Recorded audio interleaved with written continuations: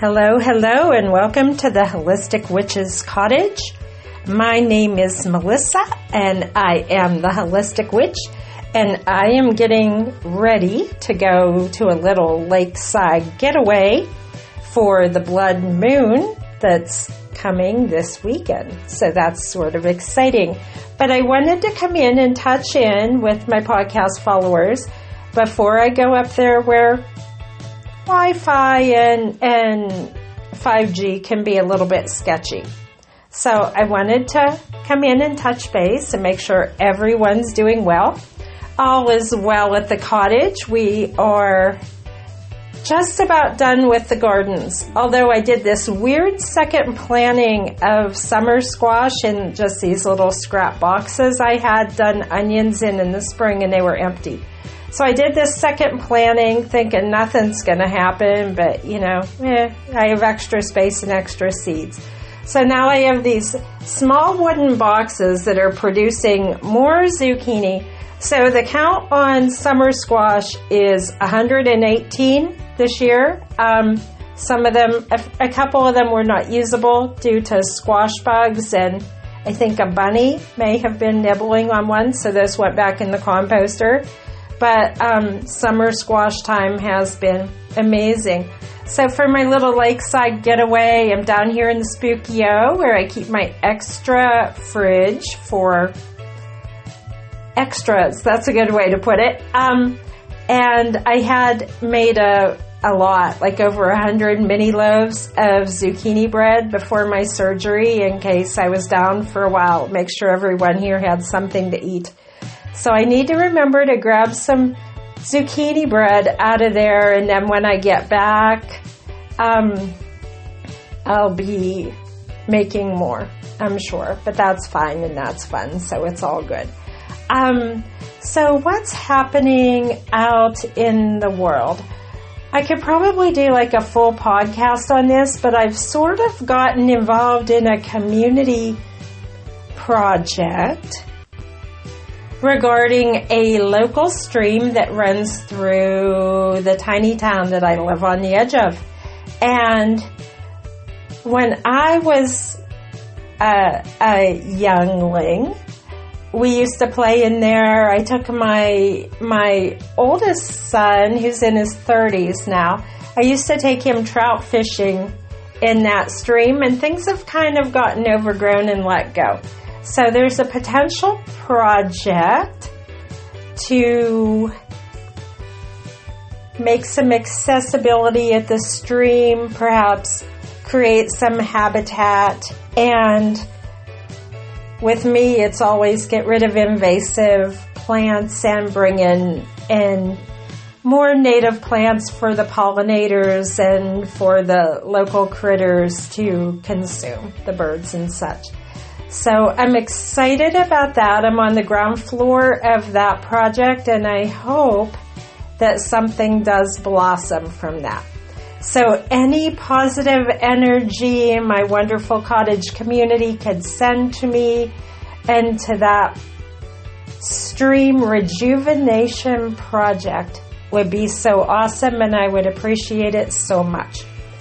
So on social media, there still seems to be much ado about whether or not Christians should be on witchy groups.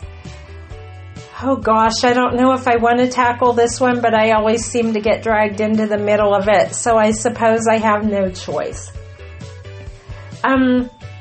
Yes and no. There's a yes and no on that. Today there was a post about an evangelical preacher who was going onto the witchy groups to convert and condemn and be just sort of trolly. And I'm never okay with that. Trolls belong in the lower realms and not in the one I live in. So, no to trolls. But whether or not some of the people out there in the witchy communities like it, there are individuals who identify with religions, and they can label however they wish. There's people who under Christianity that identify under the witch communities in some way. I've also met Jewish, Muslim, Buddhist, Omniist. There's, whatever. It's all out there. Universalist like me. There are Quaker witches. I'm not quite sure how that works, but again, I don't need to know how it works. It's none of my business how someone else practices and identifies under their spirituality. So as long as people aren't out there like trolling and causing harm and doxing and attacking people, I don't really care what your religion is. So as far on my page, the Holistic Witches Cottage page, and my communities, there's been a little, I love this word, there's been a little kerfluffle, my friends, about that.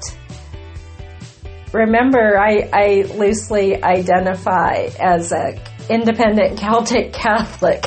So if that really offends you, maybe the cottage is not the place for you. I still love my icons. I have icons in my kitchen.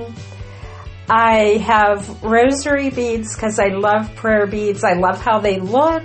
I have wooden ones. I have crystal ones. I have a couple cheap plastic ones too, but they're pretty, so it's all good. Oh, I have one with metal beads too, which doubles so awesomely as a pendulum.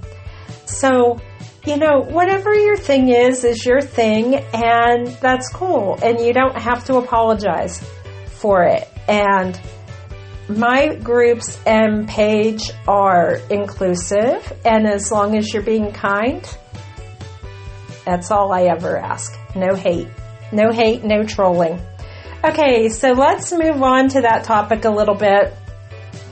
Probably earlier in the week, I had posted a witch's rosary post and picture. It wasn't mine. I shared it from someone else.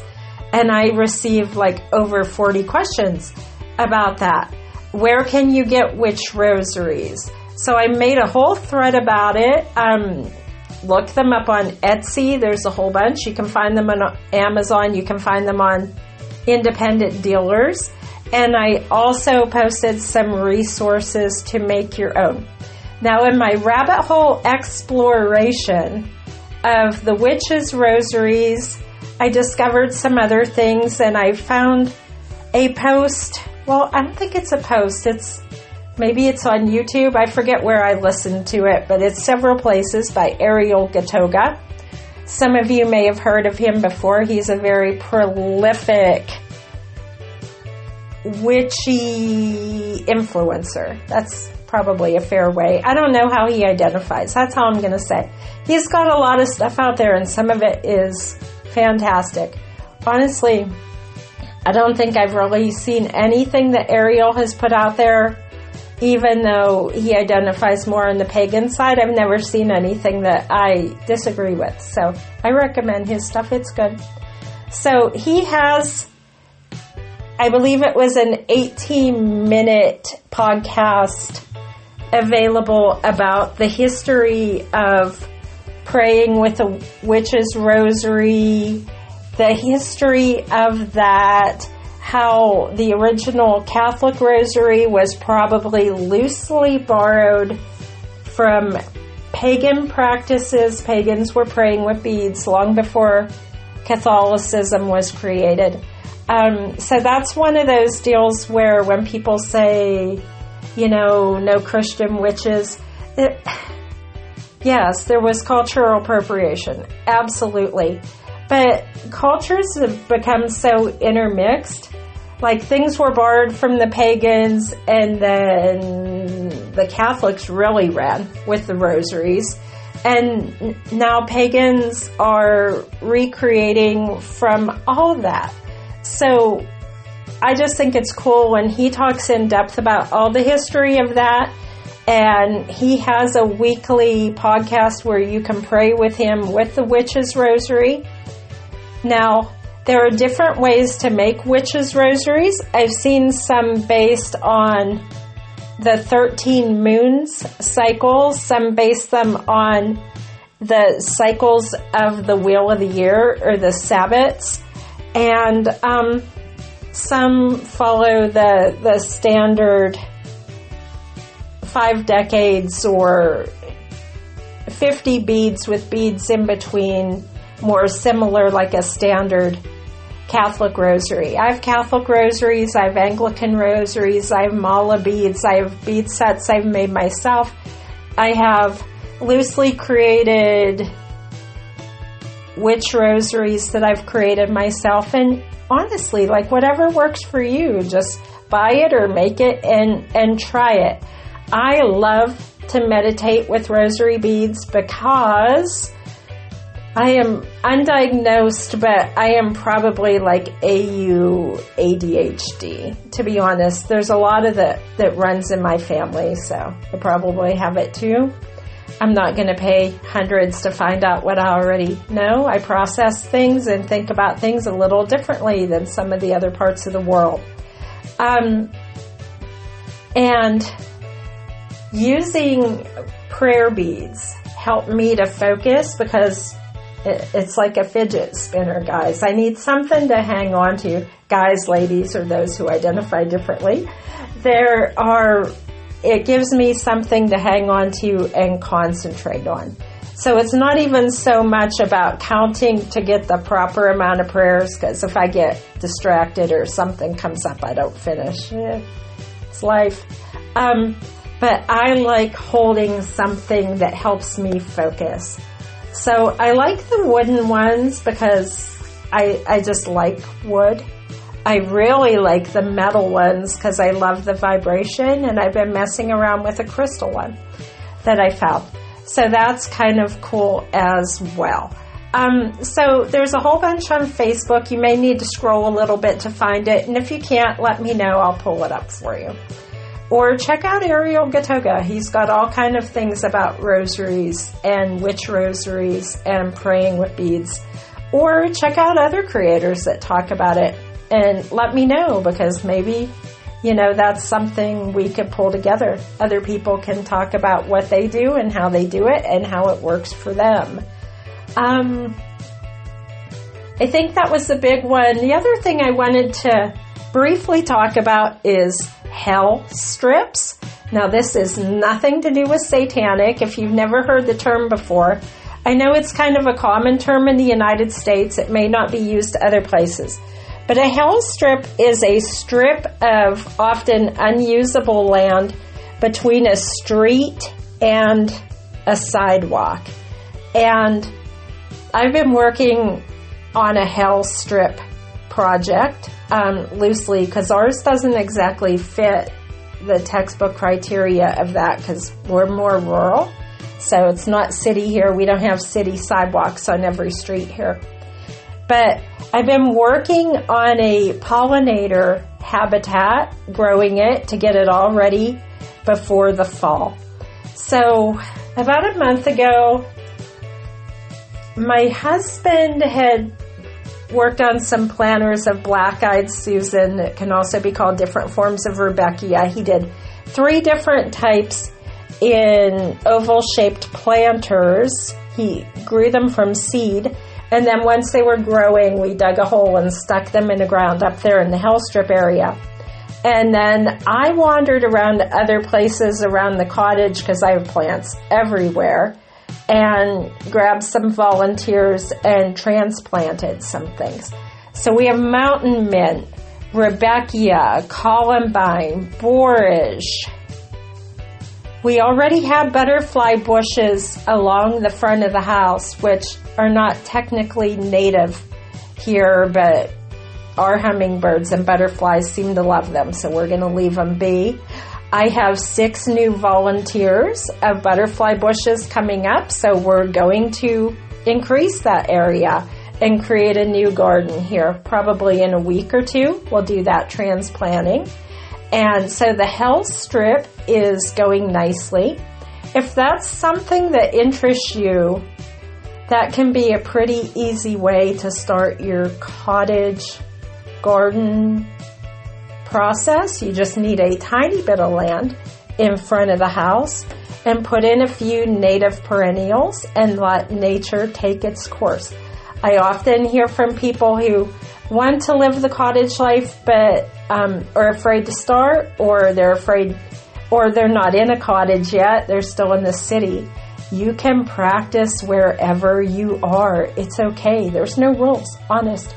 And you can practice wherever you are. Practice planting a few things and growing them in pots or putting them in the ground if you're allowed. Or go to a farmer's market and buy some fresh produce and chop it up and maybe try to make, try to do a little canning and preserving. You don't need a lot of space to store 4 jars. It's okay. It's okay to start wherever you are. And if you ever have questions, I am here for you and I am happy to help you. So I have to go finish packing for this little blood moon getaway. Oh, I should talk about the blood moon. Okay, so on the other side of the world from me, there will be a lunar eclipse in North America. We probably will not be able to see it, but the moon may still appear to be red. We're planning to go to one of the highest parts in our locale to go up on the mountain to watch this thing. I hope I have great pictures to show you. The weather is questionable and it's raining right now. But whatever we get, I'm happy to share with you. As always, I love to hear from all of you. Feel free to give me a shout out. No one's been brave enough to say, hey, Melissa, give me a shout out on the podcast. I'm happy to do it. And as I get a little better at this, I'd love to have some guests come on and you can plug whatever your PG-13 product is. This is a family-friendly podcast as my agreement with the platform that I'm working on. And you may be listening to me on Spotify now. Spotify took all of my Podbean stuff. They agreed to take it. It was reviewed and it's up. So that's cool. And we're working on finalizing the deal with YouTube too. So maybe by next weekend I'll be up on YouTube too. I think we'll stick there because it's a lot to manage. But I'd love to hear from you. Feel free to reach out to me on social media. And I think that's all I have to say today. And I like to keep it under 20 minutes because who wants to listen to me for 2 hours? Except maybe me. Oh, that's the other thing. Now that it's on Spotify, I can listen to myself on my TV upstairs. How narcissistic is that? So it's funny. So I made my son listen to it just to torture him a little bit, which was fun. Okay, so be safe out there. As always, blessings on your journey and much love. Bye-bye.